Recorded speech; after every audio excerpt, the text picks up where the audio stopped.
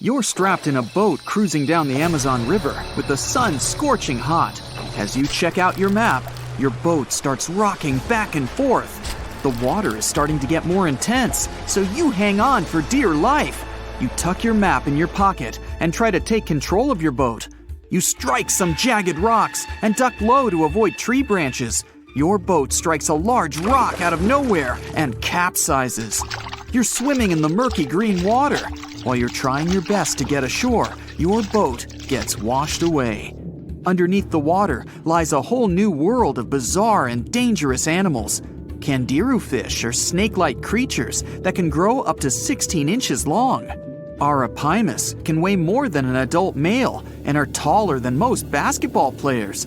They're the biggest freshwater fish in South America. They have a hybrid gill system that forces them to pop up to the surface every 5 to 15 minutes to breathe in oxygen for their large swim bladder. You swim out of the raging water and dry yourself off. Oh no, your map is completely soaked. There's no way you can get to your destination without it. You venture into the thick rainforest, shoving the branches and leaves away. As you get deeper, you notice something on a tree. It's barely moving, but it's got sharp claws and a raggedy coat. It stretches its arm to another branch and tries to pull itself up, ever so slowly. Sloths sleep more than half their days and only head down from trees once a week. They're so motionless, they sometimes grow algae and moss on their fur. The rainforest gets denser with each step until there's barely any sunlight illuminating the path in front of you. You notice a figure following you. With every branch you step on, you can hear a faint sound right next to you creeping around. You start walking a bit faster, and the sound catches up with you. You make it out of the dense part and tread along a narrow path until you reach a cliff. You can't walk normally here, so you pin against the wall and walk sideways to cross the hills. You slowly move across with the river 30 feet below you. You move your right foot, and some rocks fall into the river. You keep going and misstep. You're about to fall, but you hold on to a large tree branch and pull yourself up. You notice a couple of colorful poison frogs inches away from your fingers. Touching any of these frogs can be extremely dangerous and harmful, despite their amazing color patterns. The golden poison frog is one of the most poisonous animals in the world. One of them hops right next to you, so you let go of the branch and fall back in the river. The river is washing you down until you reach a calm current. Underneath you is a swarm of piranhas swimming with their sharp teeth. The red color on their skin is unmistakable, so you swim off like an Olympic athlete. Piranhas will eat anything that gets in their way, no matter the size. You grip onto a log and climb up a small rock to catch your breath. There's a huge electric eel underneath the rock. Despite their name, they're more related to catfish than eels. They use their powerful 600 volts of electricity to defend themselves and catch food. You're stuck, unless you're like the common basilisk that can run on the water like a jet ski. These incredible lizards have special webbing on their toes and can run the distance of a basketball court. You hop on a bunch of rocks until you reach the land. You continue walking along the riverbank until you come across a moving rock. You rub your eyes and see it moving again. It's a dinosaur-looking turtle that resembles a crocodile with armor. The mata mata is a freshwater turtle that disguises itself with its surroundings to catch prey. Their heads stretch longer than their bodies. You shimmy your way past it and continue.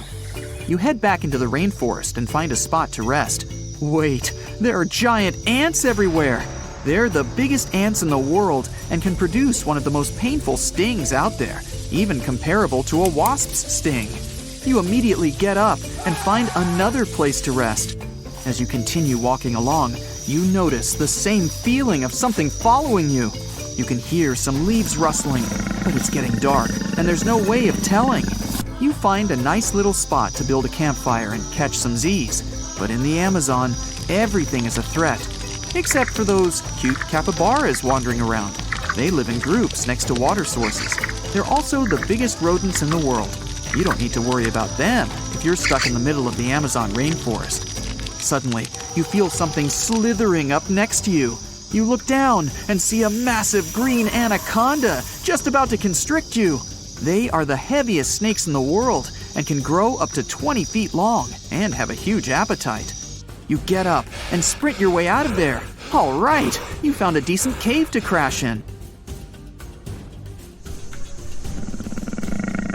It's daytime again, and you're still alive.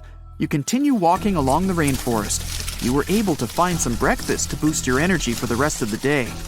You spot something on a tree that looks like a branch, but it's actually a potu, a master of disguise that can spend days motionless on broken tree branches. These bizarre birds use those branches as their permanent home, where they lay their eggs and chill all day. You continue your way through the rainforest and see a Brazilian wandering spider crawling on a tree branch right in front of you. 8 of these species can be found in the Amazon area. They are some of the most aggressive and venomous spiders out there. So, you make a big detour and walk away from it. You feel someone walking next to you again, but you still can't figure out what it is. You see a steep cliff with a waterfall hitting a large lake ahead of you. Looks peaceful, until you see a team of black caimans gathering around the shore. They're the biggest predators in the whole Amazon ecosystem and feed on anything that moves. It's a good thing you're on high ground, otherwise, whoa! You slip and fall down the river, right on the deep end. So far, no caimans spotted you. You swim underwater and try to get to the opposite end of where the reptiles are. As you climb out and dry yourself off, you notice some large black spots on you. You try pulling them off, but they've latched on pretty hard. The Amazon giant leech finds its target by tracking movement and shadow. Once they attach themselves to the skin, it's extremely difficult to extract them. The best way to do so is to slide your finger next to its mouth and pull it off slowly. Ugh. You manage to get them off your body and see that the caimans are swimming towards you. You're pinned to the wall with the lake of hungry reptiles approaching. Suddenly, a pink dolphin jumps out of the water and splashes all over them. They can grow larger than humans and are the celebrities of the Amazon. Scientists think they get their color from the blood capillaries on their skin. The Amazon even has bull sharks swimming around. These carnivorous giant fish are threatening to humans and can swim in both saltwater and freshwater. These sharks prey on anything within their reach, including other sharks. The dolphin distracted the caimans, so you climb up the cliff and try to find the best way to escape. Opened jaws waiting for you to fall into the pit are right below you. You're lucky enough to escape to the top, but as your arms pull you up, the first thing that you see is a jaguar looking straight at you. It's the creature that's been following you this whole time. You get up while it starts circling you, timing its strike. You know that you can't take on a jaguar, nor can you outrun it, so you grab a large tree branch from the ground to defend yourself. It jumps at you, but you duck down in time. The jaguar lands in the water far away from the caiman crocs. It's a good thing these large kitties are excellent swimmers. You pick yourself up and continue. And to your surprise, you find your boat again. You fix it up and sail your way out of the Amazon. Whew!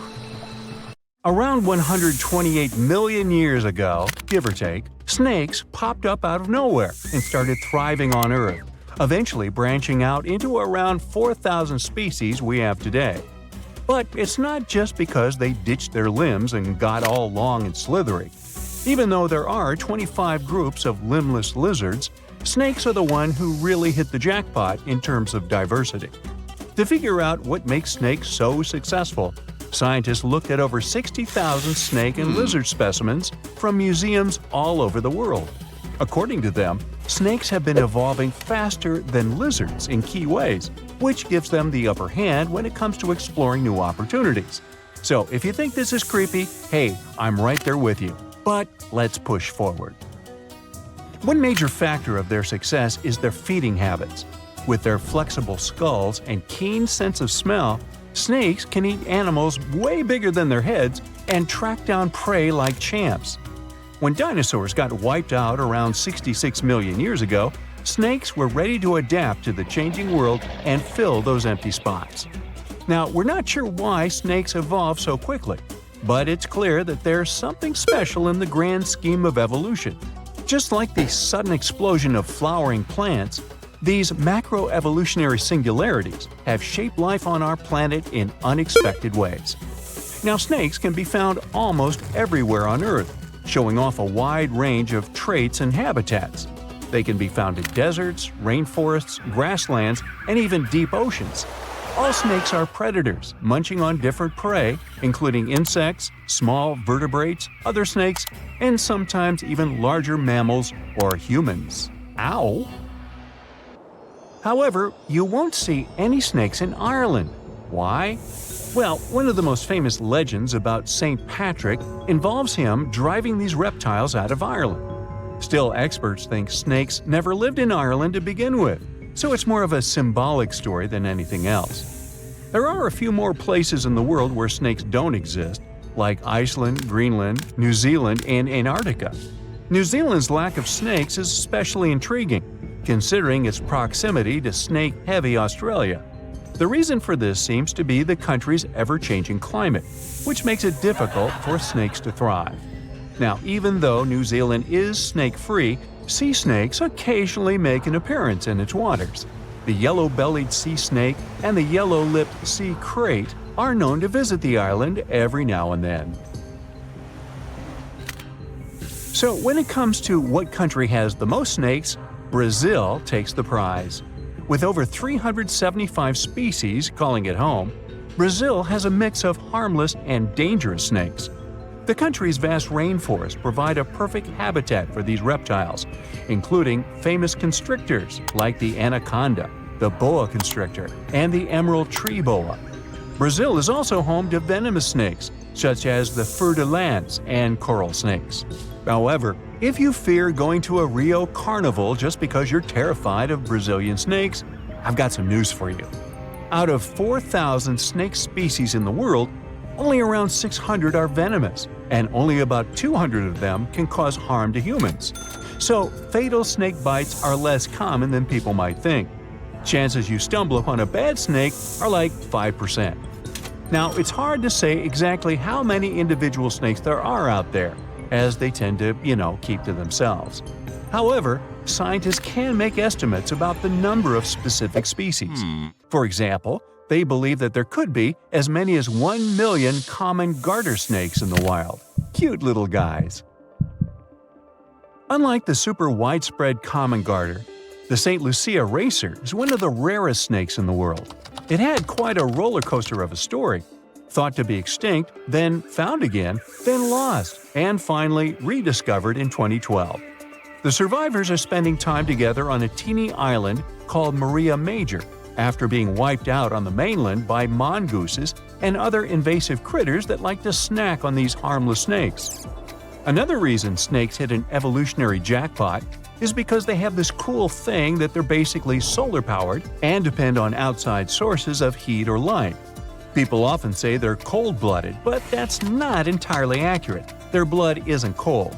The right word for them is ectothermic, which means their body temperature can change and is controlled by the environment. While mammals and birds can keep their temperature steady, reptiles must soak up the sun or find other ways to warm themselves up.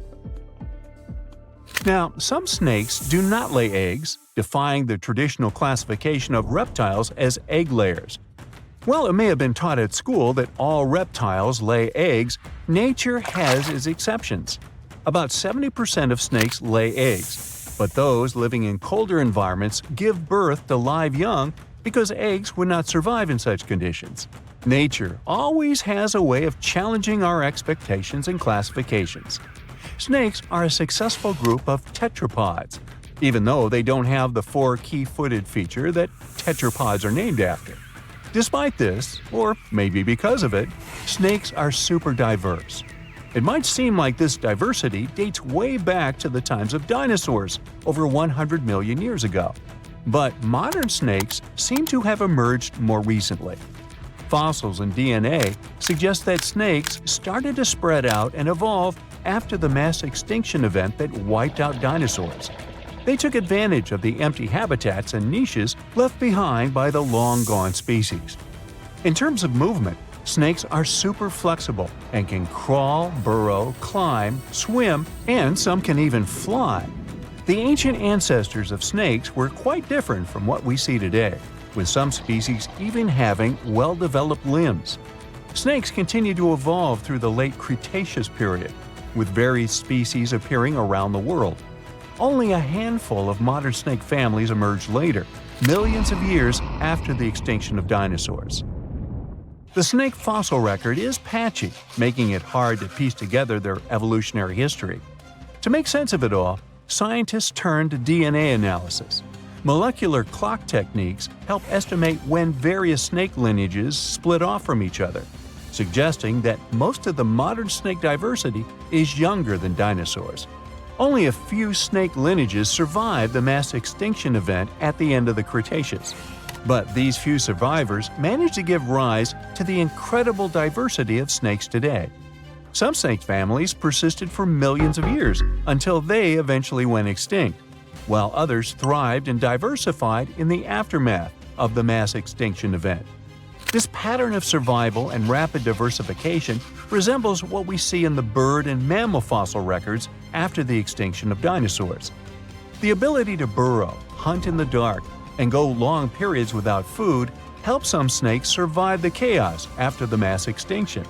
Their flexibility and adaptability allowed them to find shelter and thrive when other species couldn't.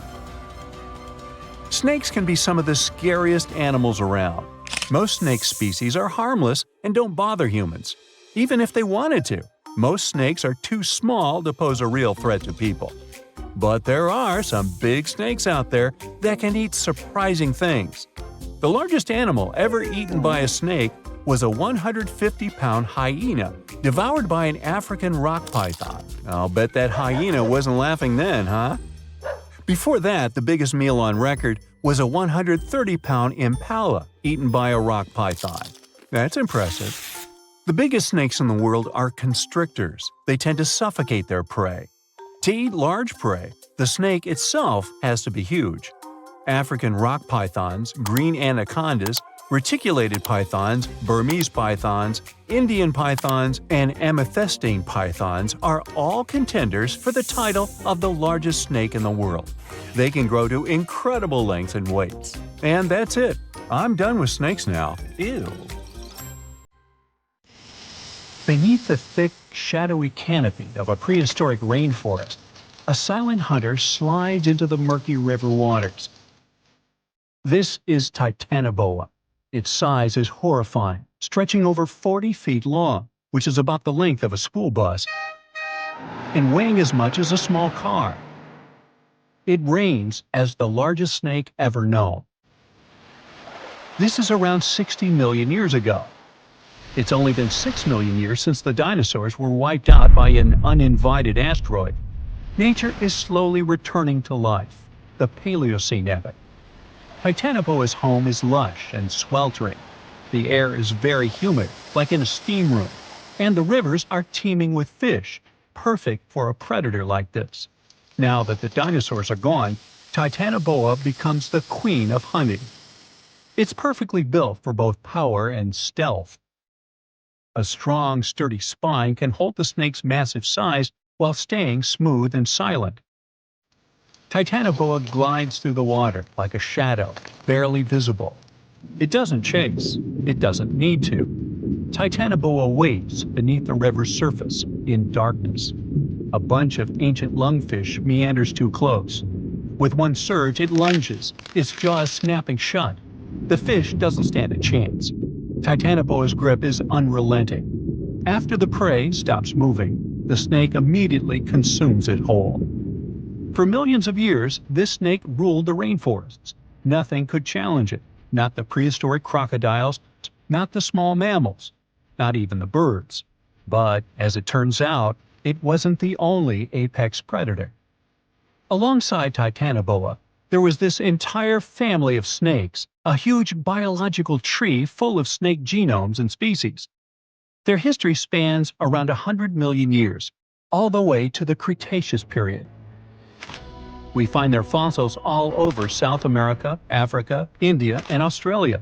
That's because they evolved in the Gondwanan continents. Back then, all of this was one huge landmass, and they lived right in the heart of it. Now, this family coexisted with all the dinosaurs. The dinosaurs ruled the world back then, and the snakes couldn't be all that dangerous. They lived in the dinosaur's shadow, adapting to survive. Some of them fed on small mammals. Others waited for the dinosaur eggs to hatch. Some were super bold and went straight for baby dinosaurs. Fossils of one species showed the remains of a little titanosaur, that giant long-necked dinosaur, inside its stomach. And when the age of dinosaurs finally ended in a fiery cataclysm, it was time for these snakes to celebrate. After the asteroid disaster, the world entered a new era of heat and humidity. The warmer the climate, the easier it is for cold reptiles to thrive. Snakes, including Titanoboa, grew larger than ever, but so did the members of this family. All the snakes spread across continents, growing larger and scarier by the century. And eventually, Titanoboa stopped being the only ruler of jungles. Fast forward to about 47 million years ago. Now it's the Middle Eocene epoch, the tropical lowlands of what today is western India. A lush, swampy place, full of rivers and pools. The earth was warmer, with turtles and crocodile-like creatures basking in the sun. And there evolved the largest and most fearsome predator of them all, Vasuki indicus. Even the name feels important. Vasuki, the serpent king of Hindu mythology, a colossal snake that's coiled around the neck of Lord Shiva, strong and loyal. And the indicus part is because the snake's fossils were discovered in India. Vasuki surpassed Titanoboa and grew to a jaw-dropping length of 50 feet, like a 4-story building. It also weighed as much as a small elephant. Unlike Titanoboa, who preferred to hunt in the rivers, Vasuki mostly hunted on land, though it still could venture into the water when needed. It prowled the marshy ground with quiet, calculated movements, blending with the dense undergrowth. Vasuki also ate crocodiles, massive turtles, and even early whales in local water pools. No one stood a chance. It had immense muscles and squeezed with unimaginable force. But the snake's jaws were much scarier. Unlike Titanoboa and today's pythons, Vasuki couldn't swallow massive prey whole.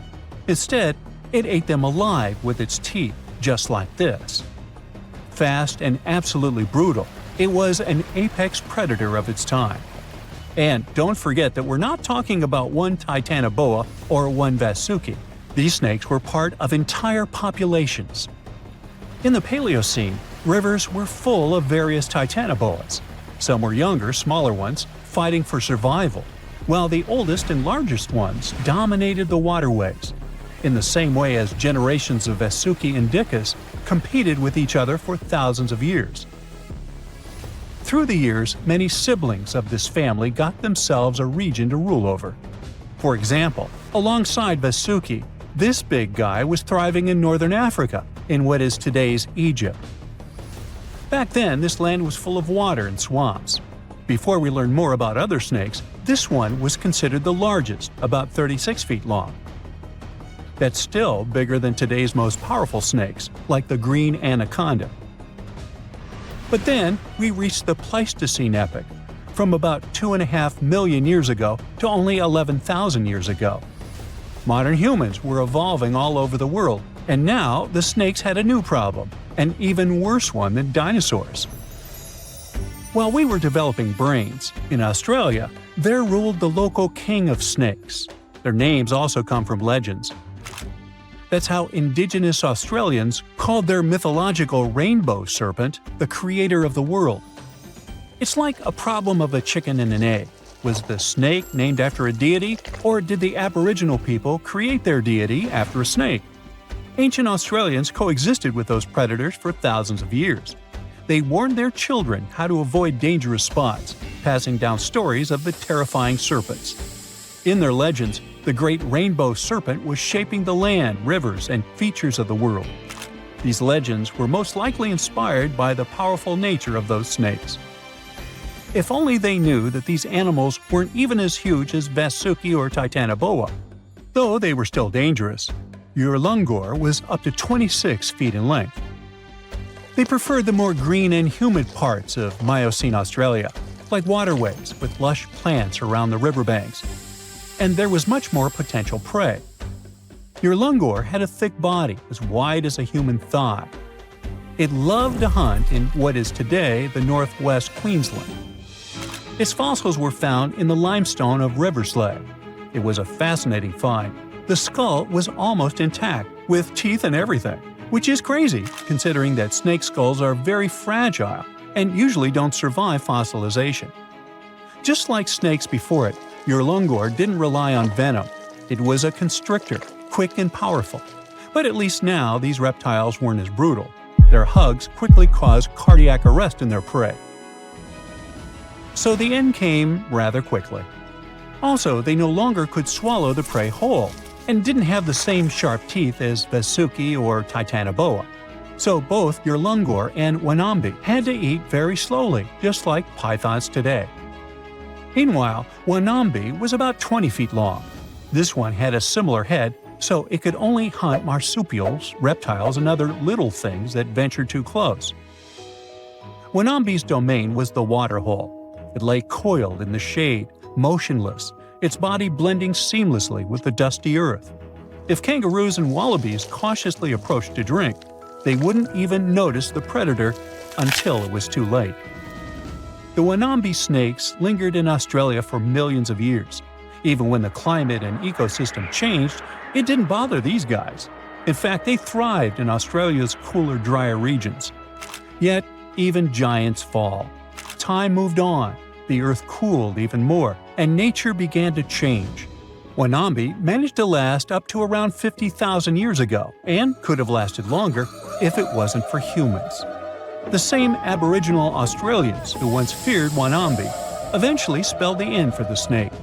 All these years of being the apex predator, only for the little apes to hunt you into extinction. But that's how evolution goes. Eventually, all the giant snakes disappeared, leaving behind only their fossils and stories like this one. And now for some breaking news. All snakes have suddenly disappeared. If you saw this on the news, what do you think would happen? Well, Voldemort certainly wouldn't be pleased to hear this, and neither would other Slytherin members. Hogwarts would have 3 houses instead of 4. Parseltongue, which is the language of serpents, would become useless. Okay, Potterheads, let's get back to our Muggle world. How would it affect us? Well, let's look at the bright side first. People with ophidiophobia, which is the fear of snakes, would be so relieved. We can all agree that snakes aren't exactly everyone's favorite animal. Some snakes are venomous, and this doesn't help save their reputation. It's often overlooked that these animals usually prefer to retreat when you encounter them.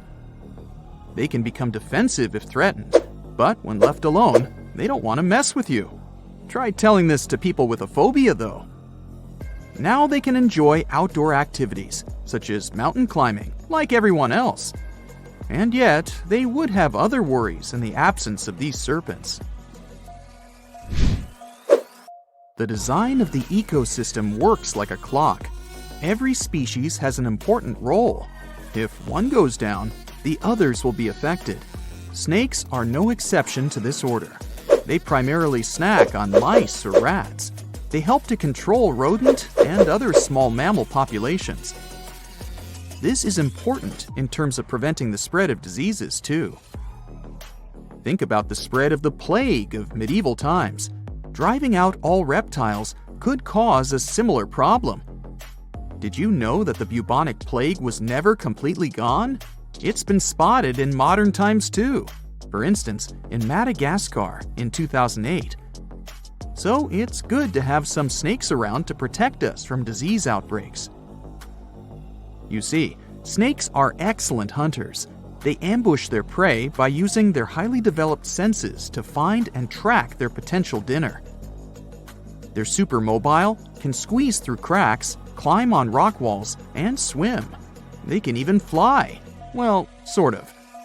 Flying snakes can't actually gain altitude, but they can glide.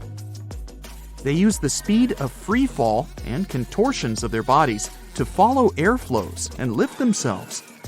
Yeah, they can catch their prey in numerous ways. If we imagine a world without them, it will lead us to another phobia. Allow me to introduce you to mussophobia. It's the fear of mice and rats. People with this phobia will have a hard time with all those rats wandering around, since there are no snakes to eat them. Not to mention that a single pair of rats can have 1 million descendants in over a year. Say hello to crop damage. An overpopulation of rodents can lead to a shortage of food and competition for resources. Do I feel the Hunger Games vibes? Oh, and mice wouldn't be our only problem. You can add insects to the list too. Again, without snakes, they'll throw a party in the streets. Reptiles also play an important role in the natural environment and food webs as prey. Mongooses, eagles, and hawks would really miss snakes. Eventually, some populations of large mammals would decline, and this could lead to the extinction of some species. Then there's medicine. Scientists and researchers would miss these creatures. Snake venom is the key to the development of certain medicines. For example, some diabetes and heart disease medicines have been derived from snake venom. Patients who need them will get affected too. When we mention snakes and medicine, there's something else that comes to mind. Botox. Is it really snake venom? Nope. Snake venom used in skincare isn't obtained from the animal itself. It turns out that this ingredient is called snake. It's a human-made ingredient designed to mimic the effects of temple viper snake venom. Now let's picture what life would really look like without snakes. I'm starting with day 1. People don't immediately notice the absence of these creatures. So, in the first few days, especially in cities, people would have no clue that all snakes are gone. Workers in zoos could start to panic. You would see some news about snakes missing from zoos. Then people in zoo administrations would go through CCTV footage. They would be shocked to see that snakes disappeared into thin air. After the spread of this news, authorities would probably open special departments to see if they have any snakes left in their country. Then it would turn into a worldwide issue. Some sort of a global alliance would be established to investigate what happened to these reptiles and what could be done about it. By the time authorities and people understood the severity of the situation, ecosystems would already start to change. People who live in urban environments may not be directly affected in the first few months. Then they would see more mice in their houses and in the streets. Around 500,000 mice live in the network of tunnels of the London Underground, for example. The number may vary, but many rodents live in large cities. These animals would become more visible. You'd open a kitchen cabinet and, oops, you'd see a mouse looking at you from behind a jar of peanut butter. New career opportunities would arise, since the demand to live in a mouse-free environment would skyrocket. Authorities might introduce new taxes to raise money to handle this new situation. After all, they would need to provide people with safe places to live. Of course, it would be not only urban places that would be affected by the absence of snakes. The countryside would have even more problems. Without snakes, the number of pests would increase. These animals would start destroying crops and habitats of other animals, and farmers would be in serious trouble. Authorities would need to support people living there and find ways to protect the environment, which would be their top priority. Researchers and scientists would have to take a huge responsibility. Maybe they'd create artificial snakes that could be nutritious like real snakes, so that animals like eagles would hunt them and continue to live. What artificial snakes would look like is a mystery. I can't imagine them. I'll just leave it to you. If we flashed forward to 5 years from the first day of the world without snakes, we would face an entirely different world. Maybe we would have a special day for it, the 5th anniversary of the world without snakes. The changes would be obvious, but by that time, people would have probably got used to living in that different world. Some restaurants would have already made changes to their menus. Goodbye to snake soup. Then there would be new museums dedicated to snakes. You'd be able to read about the story of their evolution and see their fossils. Maybe you'd stop by the museum souvenir shop to buy a snake-shaped pen for your friend. Lastly, we would still be looking for alternatives to snake venom in the field of medicine. I mean, it's a relief for people who show allergic reactions to snake bites, but these animals are crucial for some studies and medicines. So, researchers would still be busy trying to find alternatives that could replace snake venom. If we went 200 years ahead in time, we would see a world where people have fully accepted that snakes are gone for good. So much so that younger people would only know that there was an animal named a snake that once lived on this planet. They would get to know this animal from history books and videos. Coloring books would have a cat or a dog, but not a snake. Mythical creatures like Medusa and Shamaran would become even more mystical and interesting. Oh, and we wouldn't compare a sneaky person to a snake anymore. There would be a new definition for them.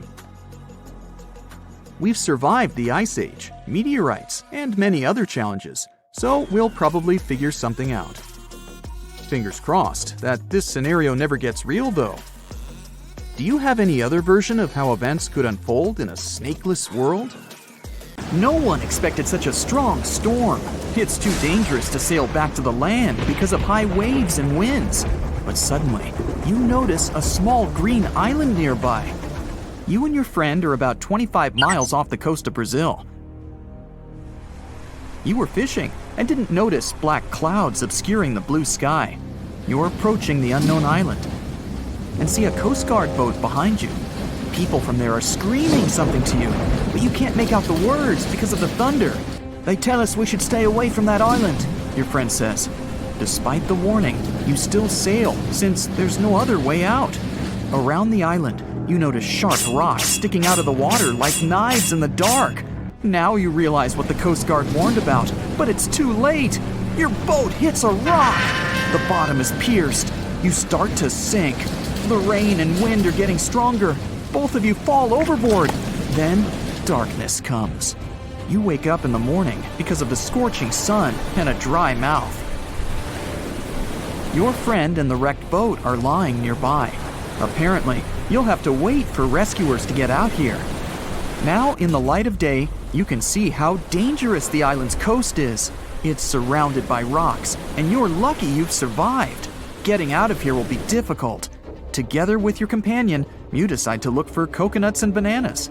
Your friend goes to the wreckage and pulls out a bag of medicine. Then, both of you leave the sandy beach and enter the dense jungle. A couple of steps later, you hear a strange hiss. You see your friend. His eyes are filled with horror. Goosebumps run down your back. You feel something alive crawling under your feet, and there's a lot of it. You look down and notice slithering snakes. There are dozens of them. They wrap around your legs, get into trees. They're everywhere. Don't move, your friend says. I think I know where we are. You want to ask him a question, but fear takes away your voice. He reads your face and answers the question. We're in one of the most dangerous places on Earth, the Brazilian Snake Island. These are not just some ordinary snakes. This is the golden lancehead, one of the most venomous reptiles in the world. You can find them nowhere else on the planet except for this land. They evolved here naturally, without other snake species intervention. That made their venom 5 times stronger than the venom of ordinary vipers. They're practically the only owners of this island. Nowhere else in the world will you find such a concentration of creeping reptiles on such a small piece of land. And now, they're glad that 2 big lunch meals have arrived. There's little chance of survival, but you're gonna try. The first thing you need to do is get out of your stupor and find a thick stick.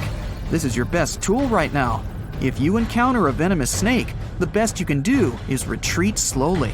But this time, there are too many of them. They're aggressive and hungry.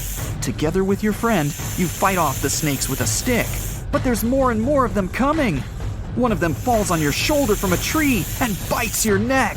The poison instantly enters your bloodstream and affects your muscles. It feels like your body is melting. It becomes difficult to move, and your neck swells. Your friend grabs you and carries you deep into the jungle.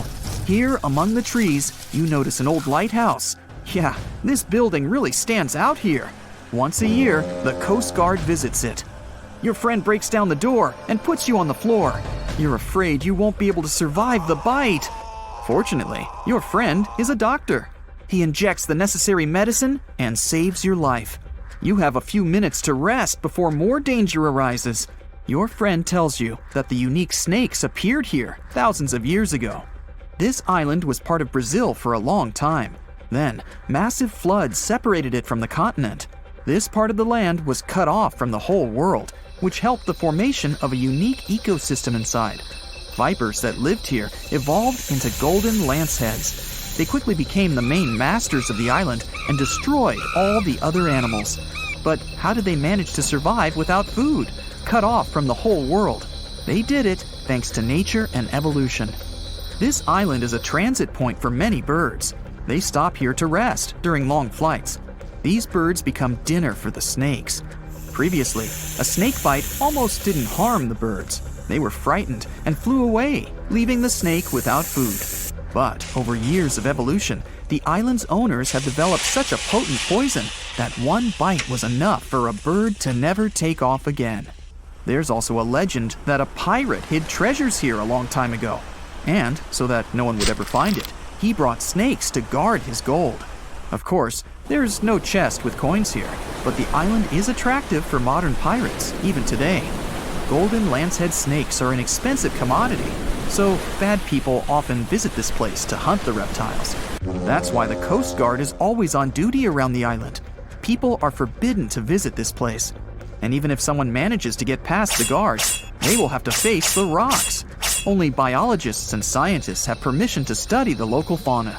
A necessary condition for a visit is a doctor's presence in the team, so they can save people from the snake's poison. So we have pirates and hordes of poisonous snakes, but there's something else that makes the island even worse. At this moment, you hear rustling all over the building. Thousands of little paws are tapping on the walls and floor. You look around and see lots of giant cockroaches. Some of them are half the size of your palm. They crawl under your clothes. You and your friends scream in fear and run out of the lighthouse. Quickly, you reach the shore and fall into the water. It seems that not a single cockroach is left under your shirt. But that's not all. You hear a strange buzzing sound. You look around and see a dark cloud of flying beetles forming in the sky. It's locusts! Thousands of flying insects are heading in your direction. To avoid a collision, you dive under the water and wait for the cloud to pass by. You go up to the surface and move to the shore. Fortunately, there are almost no snakes here. You and your friend are afraid to approach the jungle and wait for several hours until rescuers arrive. You're nervously painting a pattern on the sand and make a promise that you'll never revisit this place. Finally, you see the lifeguard boat. You're trying to tell them you got here by accident. They believe you and evacuate you from the island. While you're sailing away, you think about what would happen if many poisonous snakes appeared in a village or a small town. It's difficult to imagine what kind of problems people would face, but in fact, there's no need to imagine anything. There is a place on the planet where locals live next to poisonous cobras, but it doesn't create any chaos. A human can live in peace and harmony with reptiles in that village. Welcome to Shetpal village in India. This place has a population of about 2,600, and it's located in the jungle. It's hot here. Locals are friendly and responsive. If you go into one of the houses, you'll see something that seems impossible. The king cobra, whose venom is one of the most dangerous in the world, calmly crawls around furniture and eats eggs and meat that people give. There's even a special corner for the reptile to relax from the scorching sun, drink water, and have a snack. People are happy about the cobra, as if it was a pet. In the village, cobras are everywhere. They come into houses and schools, crawl through the streets, and keep company during dinner. The locals consider them full-fledged residents. They adore them. The snakes are also used to people and don't see them as dangerous. The coolest thing is there has never been a tragic case in the village because of a poisonous bite. There's no other place in the world where cobras live in such harmony with people.